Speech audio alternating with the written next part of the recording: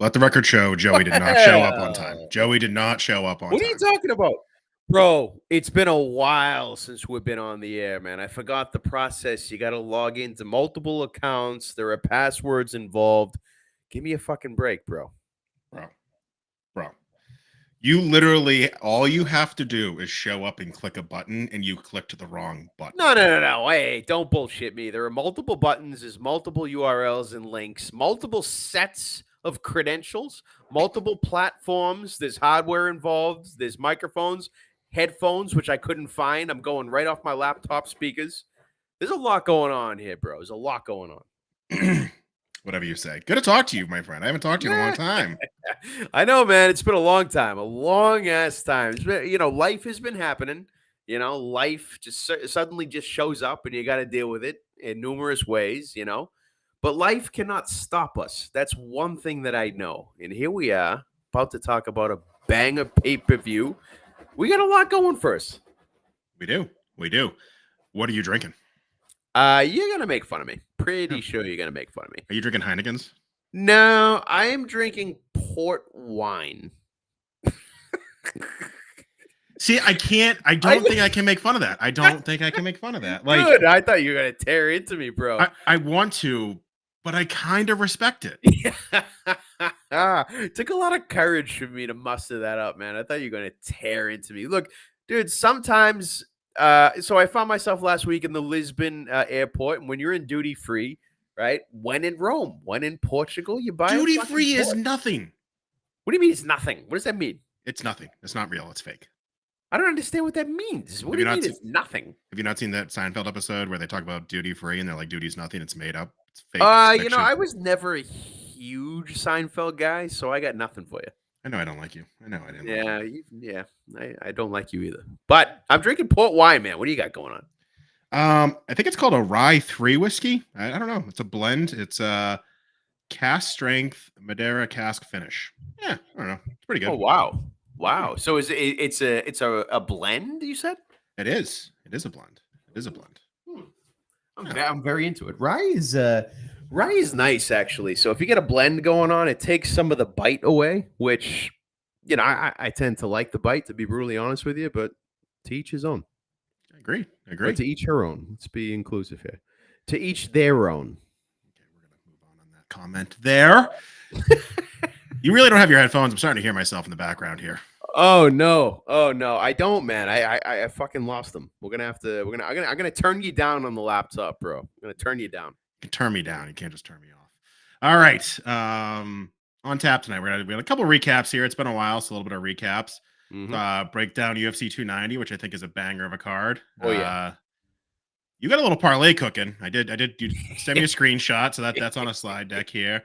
And we got some breaking news. For the brand. Oh, okay. Last thing, got a little picture of a train there. We got to do better. All right. Our last show was on May 11th. Oh shit! Really? That's almost 2 months. Wow. That's almost 2 months. All right. It's okay. That's it's not allowed, not acceptable. So we got to be better. Let's get back on this train. Let's keep things going here. We got to be better. All right, be better. Be better. Love it. Be better. All right, so lots to recap. If you want to recap the CES event we went to, because I fucking blacked out and don't really remember much of it, so you can recap that if you would like, sir. Well, I mean, the seats were fantastic. However, The arena, I was not a huge fan of that, JB. I mean, it was kind of like the planetarium, Mhm. where I mean the seats just kept going up and up and up. It was a circle, if I recall, the arena itself. So when you decide to sit front row, there's not a bad seat in the house because the row behind you is elevated, about a foot or two above you. So there's no chance of blockage, and I think the octagon itself was raised fucking 6 feet. So if anything, I'd say the front row seats probably a disadvantage. Not that it mattered much to you, my friend. If I recall, you took multiple diggers while getting up to get what was probably, I don't know, your eighth or ninth whiskey, which I don't know why you switched to whiskey, man. I have no idea why you did that. But you paid the price. And I saw you octagon side, let's just say, face down. Yeah. Yeah. I don't even know what to say to that. I mean, yeah, I'm not You, exaggerating, dude. multiple diggers. I don't remember. I remember falling once, and I remember falling hard. Like it was like I think my knee gave out, obviously because of the cocktails. So here's my rationale. We were doing the beers, and then I was like, I can't. I'm gonna have to piss all night if I keep drinking beers like this. So I decided I'll switch to Jameson and gingers, and that'll slow me down. I Did it don't know. slow you down? Thinking I would drink less, so then I'd have to piss less because I don't know. The bathroom situation was not ideal there. Like I left to go take a Yeah. piss, and you're gone for like 15 minutes. You miss like half a fight. So I Yeah, thought that true. would slow me down, but I've been on this earth for 35 plus years. I should know better now that that's not going to slow me down. It's just going to make the process worse. So, Yeah, look, you're better than that, bro. You're yeah. better than that. But look, I mean, it was okay. The event itself was okay. The fights were okay. I think if there's one thing I learned during the main event, and I learned that William Knight belongs in the regional scene. He has a very impressive physical, let's just say physique, which I think gets him some attention and is ultimately why he, got to the UFC, I believe. Underwhelming performances in the UFC. And then when you see him on the regional scene losing like he did, I think it's clear that, this is where he belongs. That's the biggest thing that I learned. Okay event, but I don't know, man. You have to remember something. What'd you think of it? No, so here's what's funny is I definitely blacked out because the funniest thing was Joey sends me a text the next morning or sends this group text the group and he's like, Glover Teixeira and Alex Pereira were there coaching one of the Oh, right. fighters. And you just saw the picture of it, and I'm like, I don't fucking remember this at all. And you're like, JB had one eye open for it, but managed to just go, Glover. Yeah, dude. You didn't say anything for like a 3-hour period. And then when Glover and Alex Pereira are in the octagon because they were looking after one of their fighters and they live in Connecticut, which was, not too far away. Glover was walking right in front of us because we were front row. And all of a sudden, after 3 hours of silence, I just hear this dinosaur prehistoric scream. Glover! He was probably horrified, but he turned his head. He looked at you and he cracked. I saw the corner of his mouth go up. He cracked a little smile. He smiled, man. I saw it. I saw it. So I don't remember that. But I do remember the main card. So I think I eventually stopped drinking, or I was told to stop drinking.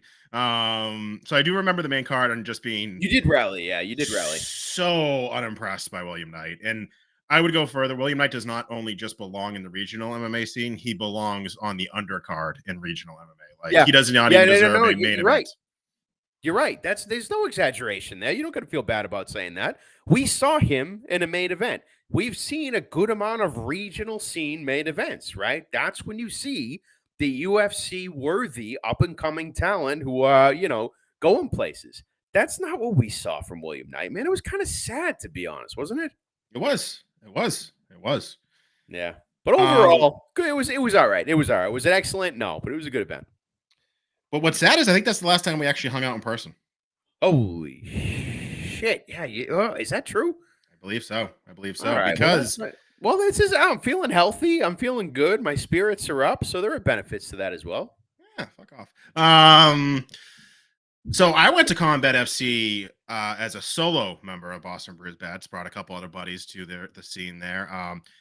front row seats, actually right where the fighters walk into the octagon. So it was a different experience. Oh, nice, I'm going to put nice. Combat FC ahead of CES at the current moment. I think the fights they put on are better, and the fact that it's a 15 to 20-minute drive from my house as opposed to a half hour, hour plus, also is a little Hmm. benefit. Um, Hmm. that being said, some highlights from the night because I did not get blacked out at Combat FC. You Um, wait, why not? Why not? Why not? What's up with that? the beer lines. You know the beer lines. That's the one thing about Combat Oh, FC is the yeah, beer lines are not ideal. They that's they they got true. to figure it out, but it's at the Shriners Auditorium. So what do you want from them? Is Yeah, yeah, that's a good point. All right, makes sense. really but where I was sitting, apparently the promoter, Joe Cav, his mother was sitting right behind me. So he came down and had a little chat with your boy. I may have been rocking some Boston Brews Bets gear, and he said, "Oh, you do work for those guys?" And I said, "Joe, I am one of those guys, and who the fuck do you think we're doing work for exactly?" Exactly. Nice response, man. He's awesome though, man. He's good shit. Sat down, talked to me for a little bit, talked about how he's gonna have the event there over and over again. They have another event coming up September 15th. I will not be able to go, unfortunately, but I do encourage those in the area to attend. Um, some benefits of this fight. The Randy Costa fought Oh, of the course, Randy of Costa and course. dominated in a first round finish. Dominated. Um, Joe Lozon was there as a coach, coached two fighters. Gave him the big, hey, Yeah. Joe, 2-0. Gave me a fist bump, said, what's up? So big shout out to Joe Lozon there. Nice, nice. Um, Nathan Garab won the Combat FC title. Not sure what Okay. that means, but he is a believe New England cartel guy.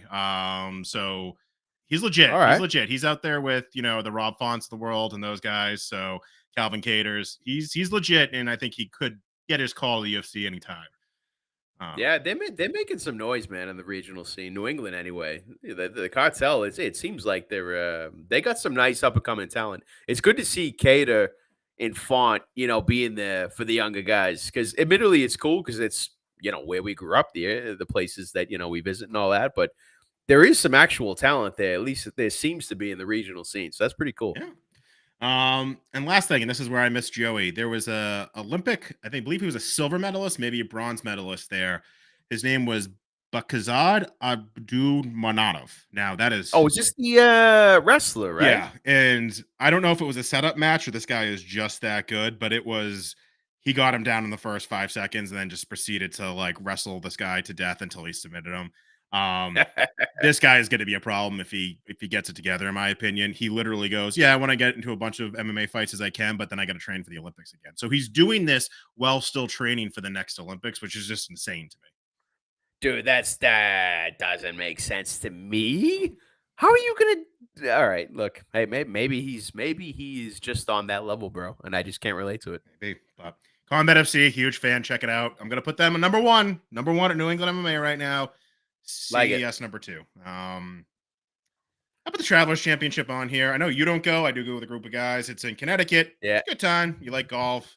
Go to the championship club. Sit above the 18th. Get some free drinks. It's a good time. It's a good time. It's all I'll Hey, say. I saw something. I don't know if it was an Instagram post or whatever the fuck it was, but it was making fun of like watching golf in person.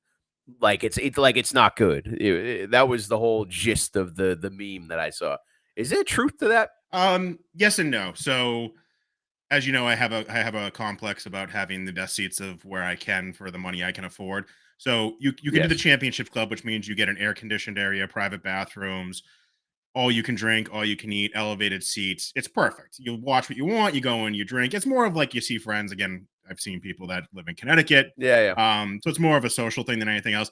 I don't get the people that go to multiple day golf events. I would get bored of that. It is not the same as watching on Yeah. TV where you can do other Right, right, right, right. Okay, that makes sense. So yeah, once in a while, great time. things. Yes. If you do it regularly, that's fucking weird. Weird. Agreed.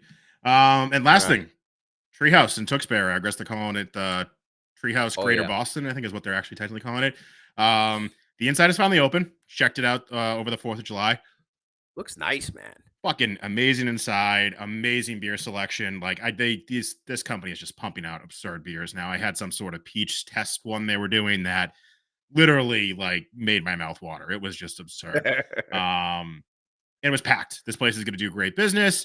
And then the next day, they announced golf is available for reservation online. You book your tee time Oh, online, go there, golf, nice 9 holes, and then go in, get your beer, and then get some to go beer. This place is going to be very successful there. And my only hope is that it is not as much of a zoo as it was over the holiday weekend, because it was a little jam packed in there. I'm not going to lie, but still a good experience. how was the parking? Uh, Drove around twice.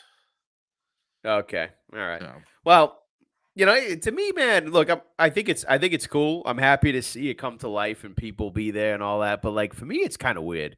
You have what was a high end. I've been there many times. A high end like wedding venue turn into a beer hall. Like it looks sick. But the one thing that doesn't make sense to me is the golf course. I don't know. Like you can't. There's no way that Treehouse wanted anything to do with the golf course. There's no way that they wanted that in the sale. It makes no sense. I think they do, because I think it's a niche thing. I think they think it's cool that they have a nine. Again, it's a 9 hole golf course, right? It's not an 18 hole golf course. It was in theory a public golf course before that, so it wasn't anything um too crazy in my opinion. But I think what they really like about it is now they can sell Treehouse golf merch.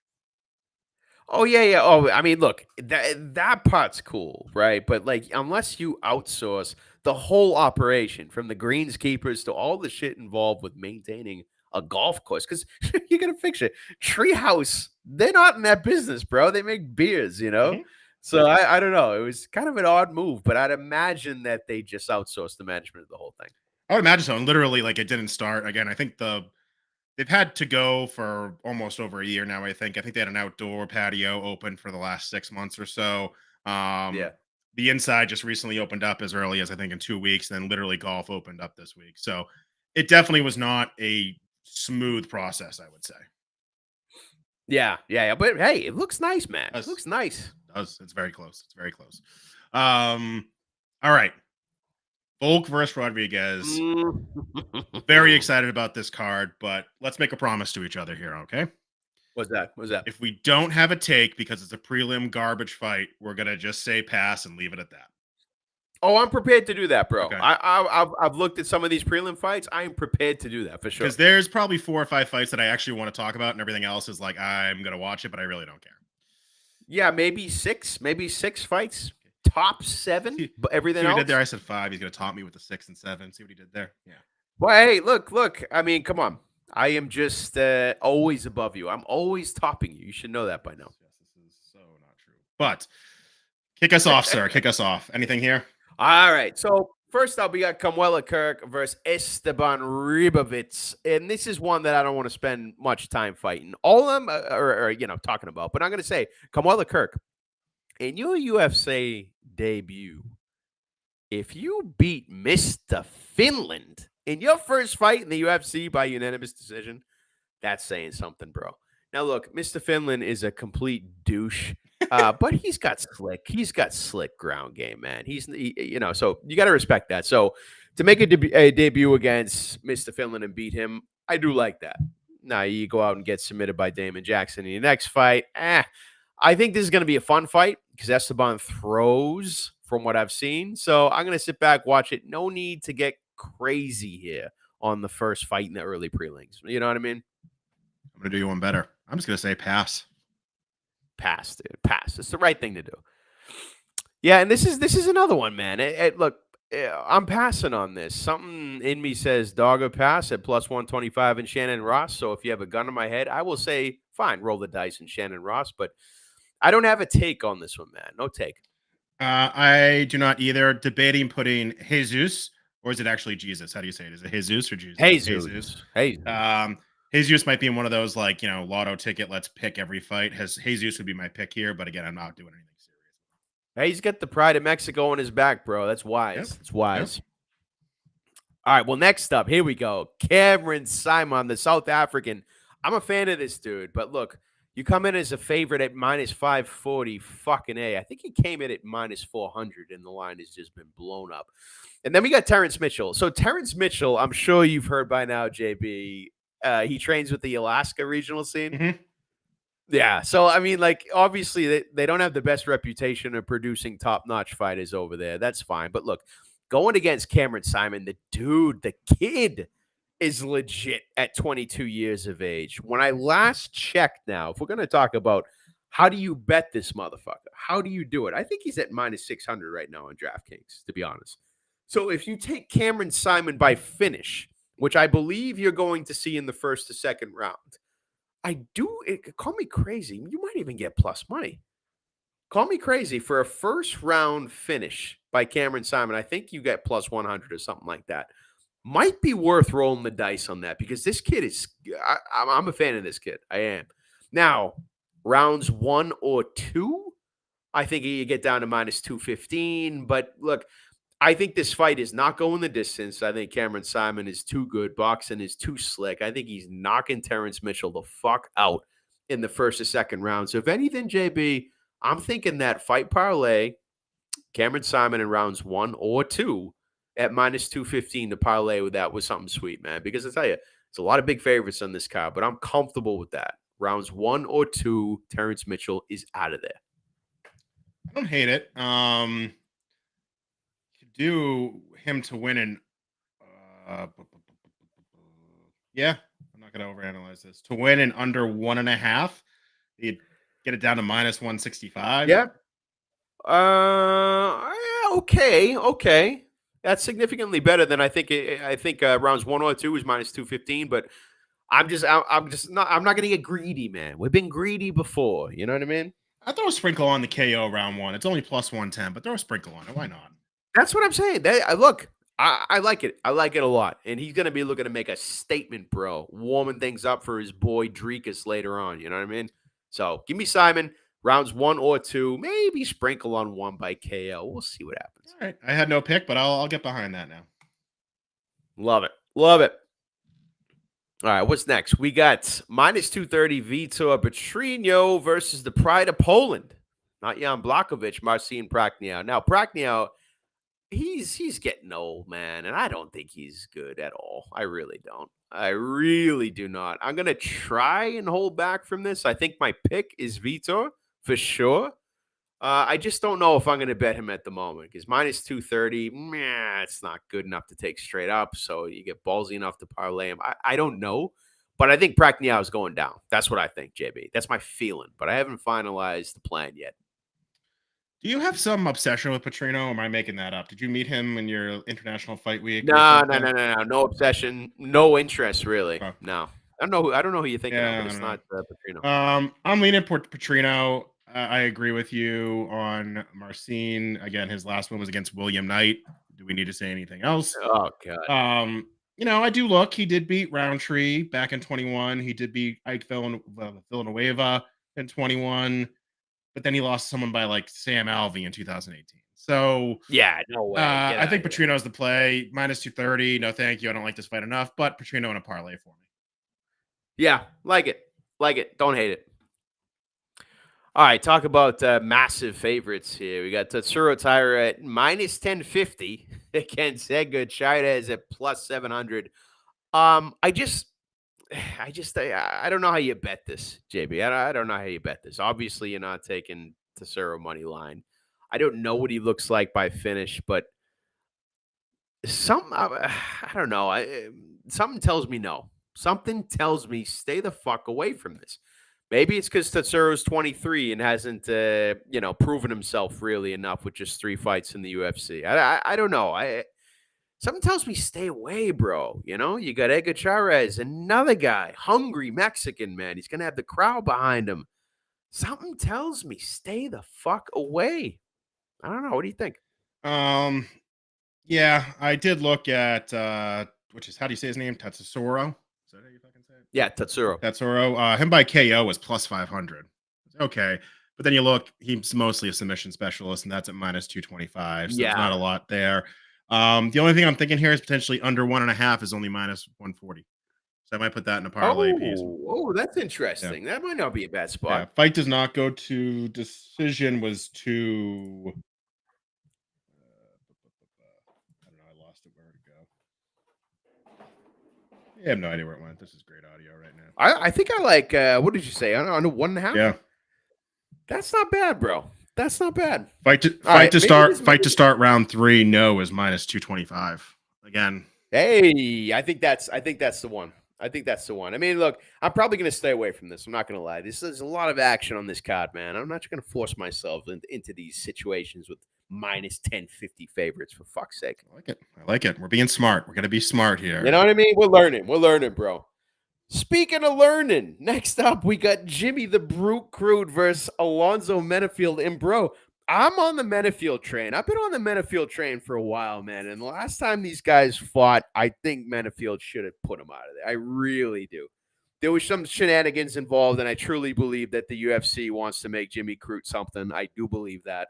But I'm telling you what, Alonzo has been on the rise, man. I remember when I looked at Alonzo Menafield and William Knight, like kind of in the same light, like these both like, physical specimens. And like, I kind of looked at them as equals, but man, there's a clear difference between those two motherfuckers. And Menafield he's been on a tear lately. The guy's serious. And I know he's not a young buck anymore, but man, the dude, he is dangerous. And Jimmy Crute, I feel like he's just overhyped, man. I do. I feel like the UFC wants him to be something he's not. I'm not saying he's horrible. I'm not going to shit talk. I mean, he's good. He's a good wrestler. He's a good fighter, man. I don't hate him. I'm just on the Menafield train, man. And I think Menafield's going to be pissed off about how that last fight went with a draw when he knew that he won the fight. So I think he's coming out with a vengeance, man. I think he's got it by KO. Okay. I don't hate it. I like the Menafield by KO pick. I don't know if I'll follow it. What I'm probably going to sprinkle is the fight to go the distance, just because it did last time. That's currently a plus 275. And then a little sprinkle on the plus 275 to go the distance. Really? Yeah. It's a damn good price. Yeah. And then all right. Throw a little sprinkle on the draw again. Plus 5,000. Throw a little sprinkle on it. You son of a bitch. Happened last time, man. Happened last time. All right, little sprinkle. All right, might as well. Little sprink. If Jimmy Crute wins, man, it's going to be by decision, I believe. So I do like that fight goes the distance. We'll see. All right, what do we get next? Oh, we got Yasmin Yarugi versus Denise Combs. Hard pass. I'm not going to force myself into a conversation about women's MMA on a card like this. I'm not going to do it. Yasmin, however you say it, is a parlay piece for me. Mexican fighter, 10-0.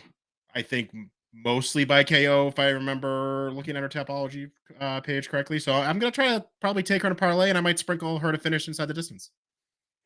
Yeah, I guess the sprinkle inside the distance might be interesting because it could happen. I don't think Denise Combs is a real fighter. I think she's just there. Look, it might happen, but look, I think Yasmin is minus 400, minus 410 or something on DraftKings right now. And I'm sorry, man. Like once it gets like that, I can't do anything with it. So that inside the distance, tempting, but I mean, is that even plus money, JP? By KO is plus 175. Plus 175. Okay. All right. Maybe. That's actually not bad. That's intriguing. I got to sleep on that. All right. You sleep on that. All right, let's move on. Oh, what a tragedy. Jack Della Maddalena versus not Kevin Holland, which would have been a fucking awesome fight, dude. And now you got Josiah Harrell, and Harrell's going to get destroyed. I can say that with absolute confidence. There's nobody that you could bring in from the regional scene. Nobody that's going to beat a surging, soon-to-be contender in Jack Della Maddalena. I truly believe that. I wholeheartedly believe that. Like this, Jack is hot, man, dude. This guy is going right to the top 5. I believe that, man. I really do. So who the fuck are you going to find on short notice from the regional scene to make this a fight? Nobody. Certainly not Josiah Harrell, a.k.a. the Muscle Hamster is his nickname. I'm sorry. Get the fuck out of here. Enjoy your time in the limelight, Josiah. You get knocked out. And you can't bet it with a favorite like that. Yeah, what are you going to do, JB? I'm not that high on Jack Della Maddalena, but I'm not going to touch this fight. Really? You're not that high on him. You're not sold on him. I just who is he beating? His last fight was Who did he just fight? It was Randy Brown. Randy Brown's no slouch, dude. He fucking choked him out. You know, the way he's winning, man, is super super impressive. He's had 4 fights in the UFC and he's finished all of them. 3 knockouts, 1 sub. Dude, I think he's heading high up in the rankings. That's what I think, man. All right. I'll agree to disagree, but I think the overall is we're not touching this fight at minus 950. Yeah, true, true, true. All right. Oh, this next one. The end of an era. The end of an era. I know, bro. It's so weird to even say. It's so weird to even say we're gonna see Robbie Lawler on a pay-per-view card immediately go to the Hall of Fame and retire. It's wild. It really is. From a betting standpoint, what the fuck do you do, man? This is one of those situations where your emotions are screaming to take Robbie at plus 200. Oh, the story. Oh, it would just be too perfect. Oh, Nico Price isn't even that good, which is true. But reality is Robbie Lawler at 41. What can you possibly expect from him? You know, realistically, story and the bullshit and the emotions aside, right? It's the one thing I love about the UFC, man. The stories and all that fucking drama, none of it means anything once you get in the cage. So I just don't know how you take the 41-year-old against Nico at 33, who's been, active. I don't know how you do it. I want to do it, but I got to leave this alone, man. I can't get involved in this. I don't know. Yeah. Nico Price is a parlay for me, but I don't really want to touch this. I want to root for Robbie. But again, you go back to like he's 41 years old in his last win. Well, his last win was against Nick Diaz. And then he lost to Brian Barberena. I mean, I know. Dude, hey. I'm just saying, if this goes the distance, bro, and it goes to the judges. Oh, they're going to pick him. Oh, they have to, because who the fuck is Nico Price, man? He has no career to be ruined. He has no title shot to be destroyed. He has no ascension to the rankings that will be, kicked to the curb. He's nothing. He's nobody. A decision for Lawler in the situation does nothing to Nico Price, because Nico Price he's never going to be something, So if this goes to the distance, bro, it's going to be Lawler's night. See, now you've just convinced me to take Robbie Lawler, because here was my. Well, I'm just saying. When you say Nico as a parlay piece, Jesus Christ, I don't know. It's just because I don't think Nico can finish Robbie. That's my concern. I'm not going to take Nico inside the distance or anything like that or get cute, because Robbie Lawler, I don't know if he's going to win this fight, but I also don't know if he's going to get finished. So yeah. But now again, you're right. Like there's been some questionable judging. The fans are going to want Robbie Lawler. Who knows what Dana White's going to be saying to the judges afterwards? Like, if it goes to decision and it's a close fight, it's going to go to Robbie. There's no question. Now, if Nico dominates him and pieces him up, then they can't do anything. But if it's one of those, again, Roman Dolidze did not lose to Martin Vettori, but somehow lost. So, anything's possible. So I might be on the Robbie train now. I don't know. I got to see what's going to happen here. All right. I think me too. I'm not sure what I'm going to do with this. I kind of just want to enjoy it, but we'll see. All right, so we're going on to the main card here. We are live on the main card. This main card is a banger, actually. I'm looking forward to it. Besides the bullshit fucking first fight we got to talk about here, which is Bo Nickel versus some. Look, I'm just gonna say this. Did you see the press conference yet? I watched it like 2 hours ago. I saw the face-offs. I didn't see the actual press conference. Got it. So Val Woodburn, man, is just happy to be there. He's a guy who just got called up last minute. He's wearing a 1970s jumpsuit, super like, hey, look at me. Like, the dude is just happy to be in the spotlight, And Bo is audibly just thankful that he took the fight. He's honestly not even talking shit. Bo is just basically like, I'm just glad you took the fight, bro, because he knows he's going to kill him. He knows he's going to kill him. Now, I mean, Val is like, he said something to the extent of, oh, yeah, it's going to be fun. Let's go to war, man. Let's go to war. And then Bo just looks at him and laughs. He's like, well, I don't know about a war, but something's going to happen. Like, this is going to be bad. But now, listen to me. I'm just saying, if you want to get crazy, Thank you.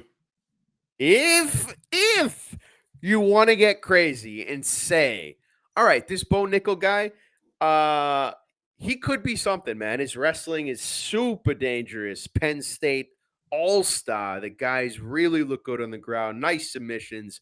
Could be a contender someday. Let's just watch and see how he develops, okay? Much respect to Bo Nickel. However, if you go ahead and make an assumption that this guy is untouchable and he's just going to run through every fighter that they put in front of him, that's not a wise assumption to make. He's unproven. Okay. So when you got a guy like Val Woodburn, who's maybe had, I don't know, let's assume 2 weeks of training, 3 weeks of training, let's just assume off the street, right? He's going to come out swinging. This guy is built like a brick fucking shithouse. And if you stack these two fighters up on the feet, I'm not going to favor Bo Nickel.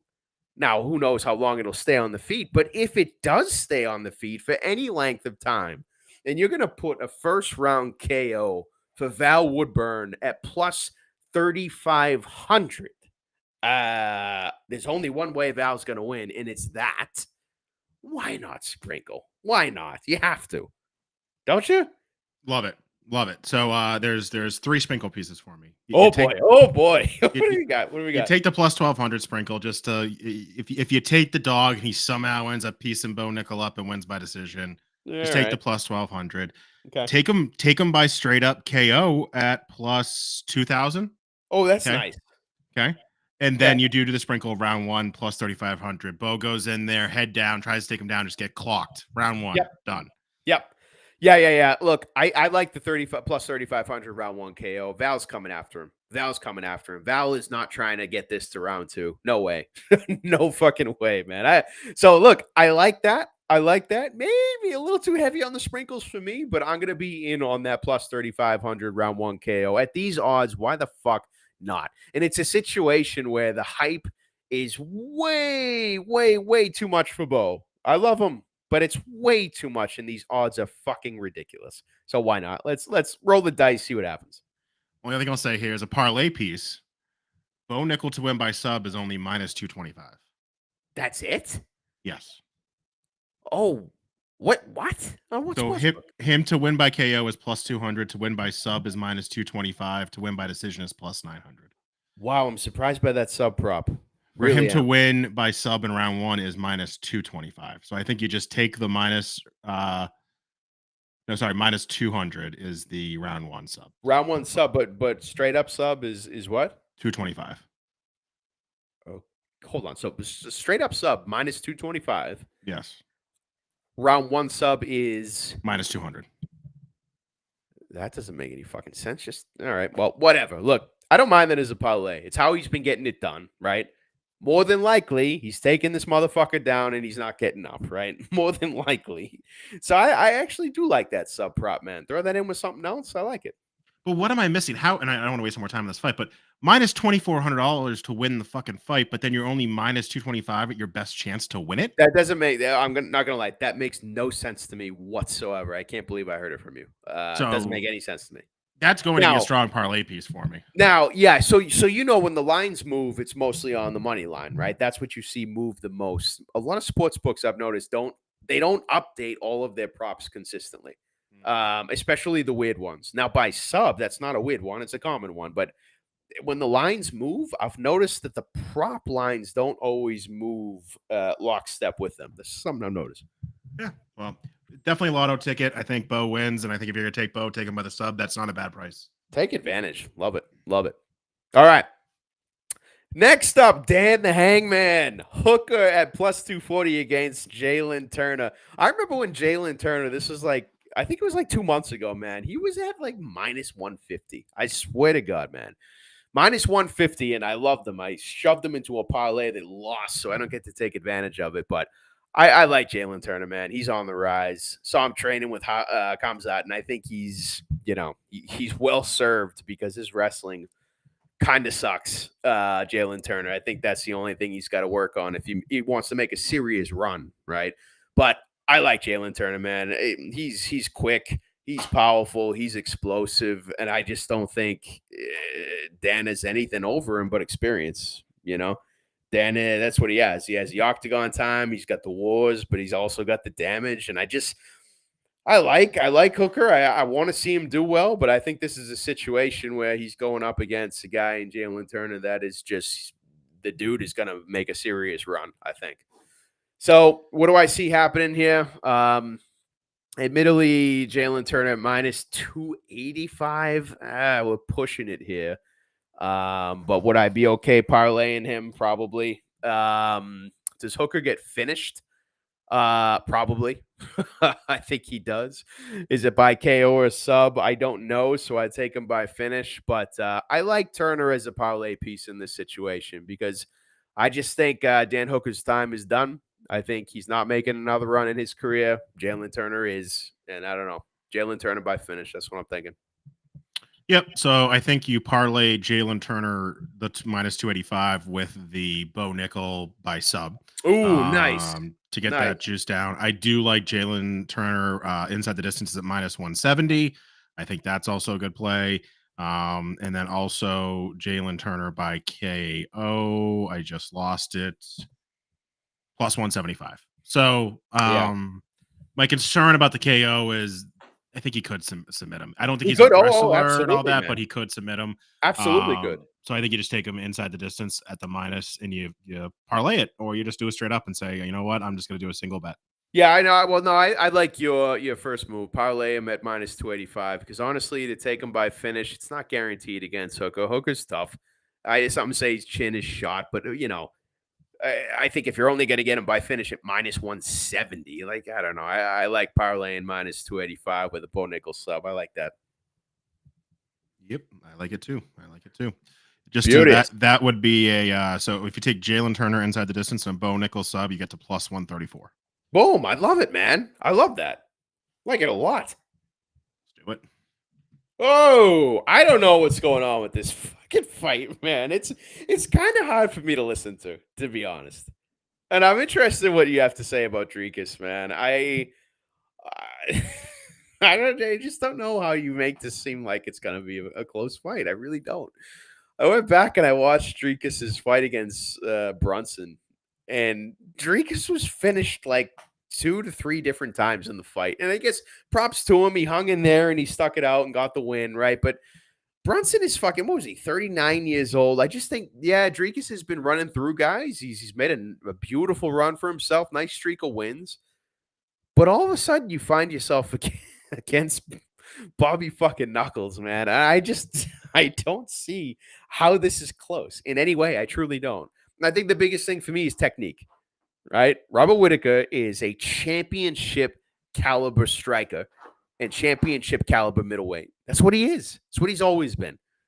Dricus has just kind of found him in this spot because he's, put together a nice streak, but his skill set, I'm sorry, nowhere near Whittaker. Nowhere near him. I think he's going to bite on every feint that Whittaker has for him, and I think Whittaker's going to get him out of there. I think Whittaker's going to knock him out. The gas tank, it doesn't even need to be said with Dricus. Like, after 2 rounds, 1.5 rounds, he just looks like a complete idiot throwing strikes. And I think Whittaker's going to capitalize on that and get him out of there, man. There's nothing else I could say. So, Bobby Knuckles, straight up in a parlay at minus 410. Yup. I've actually already parlayed Bobby Knuckles by KO at plus 125. So, depends how you feel about the situation, because I've been hearing some wild shit about, Dricus is going to make this a fight. Don't underestimate Dricus. I think they're just trying to sell the fight, man. What do you think? I agree with everything you said. So I guess take a step back. That Dricus fight, I believe, was when you and I were at the encore for the John Jones fight, right? Oh, did we see it?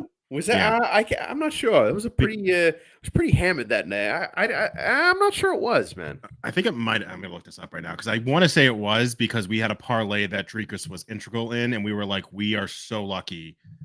I do remember that. Yeah. Because we did go hard on Dricus, and I think we took him by finish. Yep. It was Jones versus Scott. Yep. And I remember I turned to you and I said, Dricus is on my unbettable list after that. Exactly. When you see a performance like that, man, You're like, okay, I cannot bet this guy again. I can't do it. And then you find him up against one of the best middleweights in the world. And you say, Yep. well, fuck, not only can how do I fade him in the hardest possible way? Right. And I think it's probably by KO. If you want to pick a round, go ahead. But I don't know, man. So what are you thinking? How do you play this? I'm taking Whitaker inside the distance. Here's my concern. Whitaker is the better fighter. Whitaker should finish him. The one who's hyping the fight up the most, in my opinion, is Whitaker. He's like, Yeah, oh, everyone's sleeping on this guy. you're He's got correct. nothing to lose and all that. And Correct. it's all true because Rodriguez goes in there and beats Robert Whitaker. That's awesome. Whitaker's career could be over at that point, Yeah. to be honest Yeah, with for you. sure. Yeah. Um, Here's my concern. The Oh boy. beef that Dricus has with Izzy, I feel like they're trying to set up an Izzy Dricus fight. No doubt. No I doubt. don't want to see that. I don't think anyone that actually is a fan of the UFC wants to see it. No I doubt. think if Whitaker wins, they're gonna make Whitaker fight Cannonier for the #1 contender spot to see who fights Izzy next because they both fought Izzy and they both lost. Oh, nobody So wants to see that. Nobody. I think the UFC wants Dricus because it's someone Izzy hasn't fought yet. They're going back and forth on Twitter. And I don't know. I don't like Dricus. I actually hope he gets KO'd and just never steps in front of the octagon again. I don't know if you watched the press conference, but he kind of got up in Robert Whitaker's face, and you just heard the fans Saw it. instantly turn on him, man. Saw it. When he Oh, did that, yeah, you're like, yeah, you yeah. don't get in this motherfucker's face, dude. You're nobody, and you're facing Robert Whitaker. All right, Big- know your yeah. role. Yeah. Now I 100% agree with you, right? The UFC wants Dricus. They would sell the shit out of that, right? The Battle of Africa, right? They would love that. And the UFC certainly does not want something like you just said. Whitaker versus Cannonier for a shot against Izzy again. Nobody wants that, right? But I feel so strongly in the discrepancy in skill set between these two fighters, Dricus and Whitaker, that they cannot give Dricus the decision. They cannot because it'll be so obvious. You know what I mean? That's how Mhm. strongly I feel. I totally agree with you. The narrative they want it to happen, but no, it's not happening. So yeah, this is one I'm probably gonna unload more than I should on Whitaker. What I've already taken is Robert Whitaker, or sorry, the fight to go under 2.5 rounds. Under 2.5. Yeah, it was like minus 160, I believe. Oh, okay, okay. So I'm already loaded up on that, but I'm probably gonna load up a little too much on Robert Whitaker. So we'll see how the night ends. Yeah. All right. All right. Yeah, this is gonna be a good one. This is gonna be a good one. All right. Speaking of good one, it's a great co-main. It's a great co-main event, man. Brandon Moreno against Alejandro Pantoja. And look, I'm sure you've heard it, man. The odds, kind of weird, bro. Kind of weird, but kind of makes sense, I guess, at the same time, right? Pantoja has beat Moreno twice, and he's coming in a plus 170 underdog. Really? The 5-round fight means something. I do believe it means something. I do. Moreno has had plenty of 5-round experience in his career. The whole figure-8 thing, I was a fan of it. I liked it. It was entertaining. And he got a shitload of that 5-round experience, but Pantoja has not had that, to say the least. I'm big on Pantoja, yeah. I am. I think he's the better fighter. And I think he's got a raw fucking deal.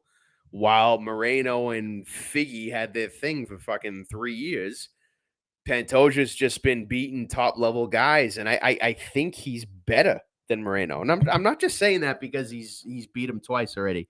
Like, I think he's more dangerous than Moreno. Now, for me, it becomes okay. Does Pantoja finish Moreno in rounds 1, 2, or 3? Does he do that? If so, how does that happen? I don't know that that's going to happen. And if that's not going to happen, then Moreno might just run away with it in the later rounds, maybe, right? But for me, look, if you could take Pantoja at plus 170, I would do that straight up. Straight up. No need to parlay it. No need to get cute. No need to look at props. Straight up at 170. Why not? That's a great price, I feel. So that's what I'm gonna do. He's already in a couple parlays for me, Pantoja, but there's gonna be another money line straight up bet just because you can't beat that price. So that's how I'm rolling. I don't hate anything you said. I am on the opposite end though. So everything you make sense. Pantoja plus 170. I would have liked to see this at a minus 110, minus 110 type fight. So you're getting Yeah, Pantoja sure. at plus 170. It's tough not to take him. I will be taking Brandon Moreno. Straight up. Straight up, straight up. We're not going to get cute. It's going to All be right. straight up Brandon Moreno. And here's my rationale wise. I do not put any faith into the two losses to Pantoja historically because one was the Ultimate Fighter season 24 in 2016. That means nothing to me. The Ultimate Fighter, really? Yep, agreed. Don't care. Other one, I'll give it to you. Loss, UFC Fight Night 129, 2018. Brandon Moreno is definitely a different fighter than he Yep, was in 2018. I agree. I agree. Um, I will push back on your strength of schedule though. Here, who do you think Pantoja has really? You said top tier. Who is he beaten? I mean, Brandon Royval, borderline top tier in my opinion. No, in the weight class, he's absolutely top tier. Brandon Roybal. How do you feel about Manel Cap? I like Manel Cap, but I don't think he's that top tier. For the Like, weight class, they I mean that's the upper echelon for sure. all right. So he Now, did. but So it's not. he hasn't fought in Kaikara, France. Kaikara, France is ranked 4. Amir Albazi's ranked Yeah, 5. it's not even Royval 6. it's not even an argument that I want to argue because it's not even, I don't it's not a you're making a fair point on the schedule, right? And you also made a fair point on Pantoja beating him twice, meaning nothing. I agree with both of those things actually. For me, I just believe Pantoja is the more dangerous fighter than Moreno. That's what I believe. I think he is more dangerous. I think he's a better boxer. His power is greater than Moreno, no doubt. He packs more power in his punch. He's better on the ground. Like he's a more dangerous fighter. That's what I believe. Fuck it that they beat him twice already. Fuck the schedules. I just think he's a better fighter. Now is he a better fighter throughout 5 rounds? I don't know. I don't know that. So I don't know. That's how I feel. Yeah, and again, I don't hate it. I'll be on Moreno here. I think I might take Moreno by decision just to get the plus 150. And I might even take Yeah. Pantoja by decision at plus 450 and just hope for the middle. Oh jeez. Like, what is fight? I mean, what's fight to go the distance here? Minus 115. Neither one of these guys have been finished. Am I correct in saying that? I know that Pantoja has not been. Wouldn't be surprised. Same for Moreno. Yeah, Moreno's losses Moreno are all hasn't either. decision. Yeah. Yeah. That's not Um, bad. That's not bad. so fight to go the decision is probably the actual play for me. I am gonna play Moreno. And again, I agree with everything you said. My biggest takeaway is Pantoja is interim champ from beating Alex Perez. Yeah, Meh. yeah, Meh. yeah, yeah, Pantoja's nasty, but I think everyone and his mother knew he was gonna fucking destroy Alex Perez. yeah. I get that. I get that. I don't disagree with any of that. I'm fucking excited for this one. Really am. Yes. Speaking of excited, oh shit, is Volk down to minus 375 at this point? So this would have been as of noon today, but I can tell you I'm looking at them live and they've fucking shifted all over the place. So Hey, okay. So we got Volkanovski going up against Yaya Rodriguez. I've had some mixed feelings on this one, bro. In the beginning, I'm super high on Volk, man. He truly is one of the best fighters that's ever going to do it. And man, the hate on this guy early in his career after the whole fucking Max Holloway thing, like fucking ridiculous. I'm glad to see him get the respect that he deserves, and he's damn good. Like the Islam fight, it was just proof. Like this guy arguably won, right? Beat Islam Makachev, and like he's just so well rounded, man. He's just so fucking good. At first, I thought this Yair Rodriguez, look, he's fun to watch. Go ahead, show me the fucking Korean zombie knockout again with the upward elbow and the fucking, I just don't know if this cute shit is gonna work with a guy like Volk. And I'm sorry, that's the best way I can describe Yair. He throws a lot of cute shit, very unpredictable, which I think is good for a guy like Volk, but I think you need I don't know. My thoughts, JB, was at first they're trying to just make this fight interesting and say, "Hey, is super dangerous. He's super blah blah," which he is, man. He's good, right? but you need to be tremendously special to beat Volk. You need to be elite to beat Volk. And I don't think that's Yair Rodriguez. That's my take. That's my take. So what do you do? Does Volk finish him? I think probably not. I smell a decision here from Volkanovski, but I think at minus 375, look, as long as it's not like minus 450 or minus, that's the way I thought he was going. But if this goes lower, minus 375 and minus 350, great. Throw Volk in a parlay. Why not parlay him, in fact, with a little Bo Nickel sub and Jalen Turner, for fuck's sake? I don't know. Got to think about that. But I would like to take a stab at Yair in the situation. I would like to, but I can't. I can't justify it. What do you think? I think they're on completely different levels. I think Volk wins this easily. Now, I don't know if he finishes him, but Yeah. if it's a decision, it's going to be a very easy decision. Yeah. I am so confident on Volk and Robert Whitaker that, like, if anyone wants to fade me, just fucking take Yair and Drekis and have a fucking day. Like, I'm with you. I'm with you, man. 110%.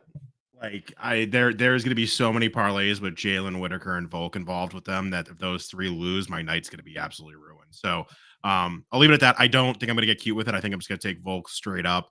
Yeah. I don't know if he finishes Yair because Yair is a tough motherfucker, and I think he is a great fighter. I just think we're on, like, Volk, in my opinion, beat Makhachev. I know it's a question. I know it's a question. So in my opinion, Volk is, take John Jones out of the argument, pound for pound, number one.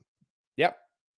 Agreed. Yair is not even top 5, in my opinion. Yeah, for sure. For sure. What you're saying makes complete sense, including Yair probably doesn't get finished. Tough dude. He's going to have the Mexican crowd behind him, man. Probably does not get finished. Probably. I'm not saying definitely. But yeah, straight up, Volk, don't get cute with it. Minus 375, great price, in my opinion. I think so too. Very excited for this card, and also excited because I'm going over Joey's house for this fight. So hell yeah, there's going to be that Brandon Moreno Pantoja fight might get a little dicey, but I think we're on the same side of a lot of other things. So just that Moreno Pantoja fight might be like, you might have to go.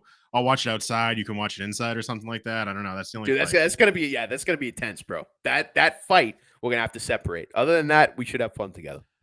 But things making, you mentioned things making sense. I mean, let's just make sense of your parlay here that you sent me a message of. All right, well, I'll tell you what. When you are offered a $5 free wager, free money, bro, what the fuck? You better throw a Hail Mary with that free money. And you know what I did? And this is looking all right, man. I'm just saying. Okay, we got a 4, 5, 6, 7 legger, if my math is correct, a 7-leg parlay, which is the perfect blend of spice, in my opinion. You got a little MLB to kick off the first 3 or 2 legs anyway. Miami Marlins minus 1.5. They won, I think, by 12 to 13 runs in that game. Lock. Texas Rangers, of course, they're going to beat the Sox. Lock. Now it gets interesting. I know even my dog is excited. We have the male winner to win by 10.25 to 15 hot dogs plus 300. Cash it, bro. Followed by a little Houston Astros. And now we got Whitaker by KO, Pantoja, and Volk to finish off this beautiful, potentially 8.8 units parlay. And I want to frame this, JB, because it's just the perfect blend. And admittedly, every time I see that male winner to win hot dogs thing, I just giggle. I giggle like a little schoolgirl and laugh. It makes me happy. Yeah, I thought I was bad betting on the hot dog contest, but then when you bet the margin of victory at the hot dog contest, that's where I draw the line. And I parlay it, for fuck's sake. This is great. I like this parlay, and again, the only thing I disagree with is the Pantoja. So we're really going to have to be on opposite ends of the room during the for sure. Because this parlay means a lot to me, as you can imagine. So don't fuck with me in that Pantoja fight. So, and again, I wouldn't cash out free bet here. Cash out a 5 at 72 with a potential win of 880 doesn't make sense. What is your philosophy on cashing out, though? Yeah, it's a great question, man. It's a great question. Look, if the remaining legs. Let me just make this up off the top of my head here. If the remaining leg or legs involve something that is I'm going to say plus 300 or more or higher, right? Cash out. Cash out. You know what I mean? Because it's all about probability, right? So if you're going to cash out, but then it depends. What did you bet? What did you wager? What did you put at risk? And what's the payout, right? There are multiple levers and variables here, right? But for me, if you got a 7-legger, for example, right? And we get to, I think it's a great example. What if we get to Pantoja, right? If we get to that fight and I see that cash out at what? I don't know, 200 something. Would I cash out, of 250, right, for a $5 free money wager? That'd be tempting. That'd be tempting. You know what I mean? But then if we are talking about free money, the man inside of me says, don't be a fucking pussy. It wasn't even your money. Let this motherfucker ride. So I think the free money comes into play as well. There's a lot of variables, JB.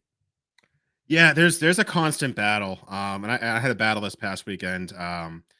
Been betting tennis, as we all know. And I had a $100 bonus bet, and I did a 13-leg parlay with that $100 bonus bet. The payout would have been $52,000. Oh, Jesus Christ! At one point throughout the day, I checked, and a bunch of them had hit. I think 4, 5, 6 of them had hit, and the cash out was at 881. Okay. I decided not to cash out.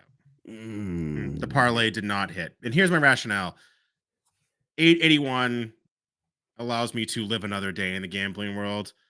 $52,000 allows me to say fuck you in the gambling world. Yeah, exactly. That makes sense. That makes sense, right? I think that's where you need to weigh in on, like, what is the potential you could walk away with. And again, to your point, it was a bonus bet, so it was like it wasn't even real money anyway. So what's the point?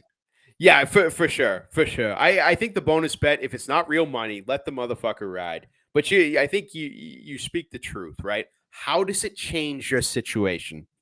And the answer to that question will guide your cash out or not to cash out. Yep. All right. We ready for some breaking news here? What do we got? Yeah, I don't know. What is? Oh, look at the graphics. Oh, UFC 292 coming to Beantown, baby. So we're going. Oh no. Did you go back to buying parlay? It's beautiful. I know. I did. Dude, 292. We are just over a month away, bro. It's gonna be a fucking week, man. And we're just not going. We got a Rafter studio. So look at this fucking thing. So for those familiar with the TD Garden, it's high up there, but the studio we have is basically, for those going to a hockey game, would be right over the Bruins B logo. It's my understanding that is exactly where the octagon is going to be. So we're going to be looking directly down into the octagon. And it's leather couches, which is huge for a 6-hour pay-per-view event. Yeah. Huge. There'll be food, private bartender, private bathroom. 20 tickets. Don't have 20 friends. Balling. So, we'll see. We'll see who's going to join us. If anyone wants to come, shoot me a message. Dude, can we invite Dale? I did invite Dale. So I did invite Dale. He said he had to run it by a couple people. He thought it was going to be a busy weekend, but he thought the offer was very generous. But he was going to get back, and I have not heard back from him. All right. Give him time. I also did invite our boy Yuri. The Russian polar bear, but he is training for his current fight, so will not be able to make it. I gotta love the dedication, man. That's why we're sponsors. And again, how do you start off a good night before you go to the Garden? Let's go to the Kowloon in Saugus, my friend. Yeah, while it's still there, the legendary Kowloon, man. It's a fucking landmark on Route 1, bro. That's how you're gonna kick a night like this off, bro. You do. All right, we are just over an hour, which is not bad for a pay-per-view event. Yeah, not bad. I do not have the year-to-date slides. I will be honest. My year-to-date is terrible. I do not have it because I made these slides at noon today, and I wasn't going to text you and ask me for your little fucking screenshot. So I said, fuck it. Well, hey, life is good over here, brother. Life is good. +8 units last month. I'm putting together my strategy. I'm putting together my mojo, man. So what you need to do is refresh your Picket, though. Because if you refresh your Picket, I don't need to talk to you about it. I can just look at it. Oh, you got to teach me these tricks of the trade, bro. Fuck. Yeah, you just open Picket and it refreshes for you. All right. It's very difficult. Enough. All right. So what have we learned? We got to get back in the saddle here. We got to start doing podcasts more often. No Yes. more of this 2-month off bullshit. No more bullshit, bro. No more bullshit. Hey, it's like we always said in the very beginning. If anything, let's give ourselves a fucking break. Sip a little port wine, maybe sip a little Heineken if you're feeling crazy. And just fucking shoot the shit, man. That's why we did this in the first place. So understood. Life happens, right? But how do we respond to that? We fucking log into Restream with multiple sets of credentials and about 15 different clicks. And we do the damn thing. It's really not that difficult. And to that end, I do have a challenge I will throw out to you. You don't have to answer me this week, but you have to answer me next week. What do you got? When is the Joey show going to be? It's a great question, man. And for those who don't know, like the posts, the links, the slide decks, the posting on Spotify, all that's your boy JB. Okay. We're gonna make Joey learn the ropes. And I told him, listen, 1 week it's just your show. And if we talk for an hour on a blank screen, the people will know. The people will know. I think the audience might notice a slight decrease in quality from the social media posts to the actual recording. I just say folks might know when it's Joey week. So the answer to the question is people will know. You'll just know this is Joey week, and you should be so privileged to have tuned in to such a historic moment. Okay, I like it. It's gonna be a shitty show. Noted. All right, my friend. Well, it's been fun. I will see you in about 48 hours here as we watch UFC. And any last words? Hell yeah, we got to find out what we're smoking, man. And I mean the Traeger. I'm thinking brisket. I'm thinking pulled pork. We got to take this to a side text conversation. But, man, I'm looking forward to the weekend. This is a hell of a pay-per-view. It's going to be nice to get back in the saddle. Nice to stay positive throughout the entire evening because we're on the same side for most of these picks, man. And God help us for the Moreno-Pantoja fight. That's all I can say. Pray for us and stay positive. Be well, all. All right. Peace.